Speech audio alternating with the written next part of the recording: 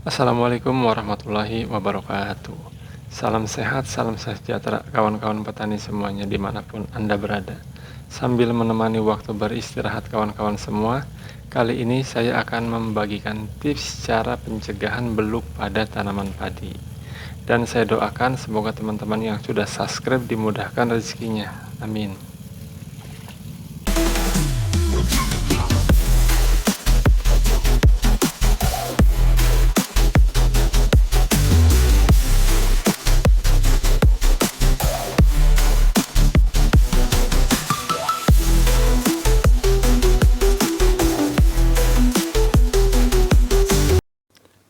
Istilah beluk ini sudah tidak asing lagi di kalangan petani padi ya. Beluk pada tanaman padi ini disebabkan oleh hama penggerek batang padi yang menyerang di fase generatif. Dan dilihat dari tingkat keparahan akibat serangan hama penggerek batang tersebut, yang menyerang di fase generatif sangat berpotensi menurunkan hasil panen, bahkan bisa sampai mengakibatkan gagal panen. Serangan akibat hama penggerek batang dikelompokkan menjadi 3 golongan, yaitu ringan, sedang, dan berat. Bahkan bisa sampai ke tahap pusok ya, atau gagal panen.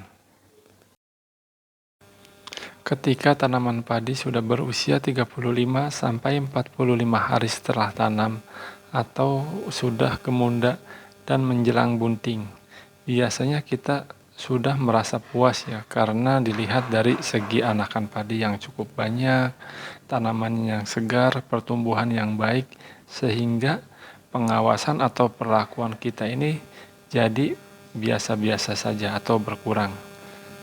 Karena menganggap kalau tanaman padi yang kita budidayakan ini sudah aman dari serangan hama dan penyakit. Justru di fase generatif ini, kita perlu memberikan perlakuan yang optimal, terutama ketika tanaman padi mulai bunting sampai dengan keluarnya malai.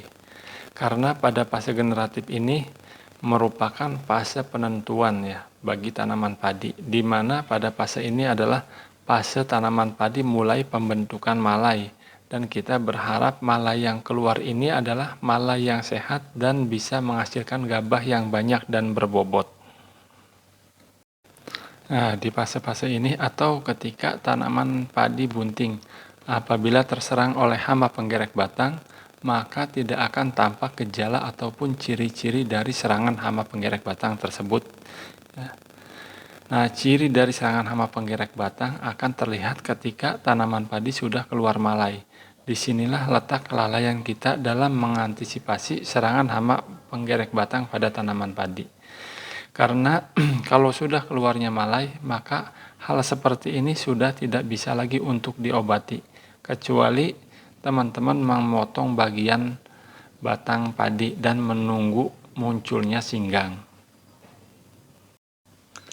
Sebagai pencegahan beluk pada tanaman padi, kita mesti melakukan perlakuan ekstra. Yang pertama, mengamati keberadaan kupu putih atau keper pada tanaman padi, karena keper ini merupakan biangnya penyakit bagi tanaman padi dan merupakan tanda awal akan adanya serangan hama padi.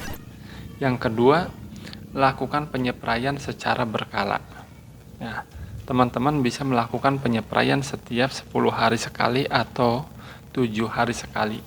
Tujuannya untuk mengantisipasi dari kemunculan hama yang luput dari pemantauan kita. Untuk pencegahan munculnya beluk pada tanaman padi, penyepraian pada saat tanaman padi bunting, saya menggunakan inseksida Incipio sebagai perlindungan dari hama penggerek batang padi dengan takaran sebanyak 1 tutup botol per tangki 16 liter atau sebanyak 1,2 ml per liter air. Dan kita tambahkan boron untuk meningkatkan kualitas biji padi atau gabah. Selain itu, boron juga dapat mencegah kerusakan pada pangkal daun dan akar tanaman. Dan kita kombinasikan lagi dengan fungisida policur ya, untuk pencegahan terhadap serangan penyakit jamur, karena Biasanya di musim penghujan gini, tanaman padi ini sangat rentan terhadap penyakit yang disebabkan oleh jamur. Dan kita mix lagi dengan inseksida lanate. Inseksida lanate ini merupakan inseksida yang berbahan aktif metomil 40%. Karena pada fase-fase ini biasanya tanaman padi sangat rawan atau rentan dari serangan hama putih palsu ataupun jenis ulat-ulat yang lainnya. Ya oke teman-teman, itu saja tips dari saya tentang cara mudah mencegah munculnya beluk pada tanaman padi. Mudah-mudahan bisa bermanfaat. Selamat mencoba, semoga berhasil. Sampai jumpa pada episode berikutnya. Assalamualaikum warahmatullahi wabarakatuh.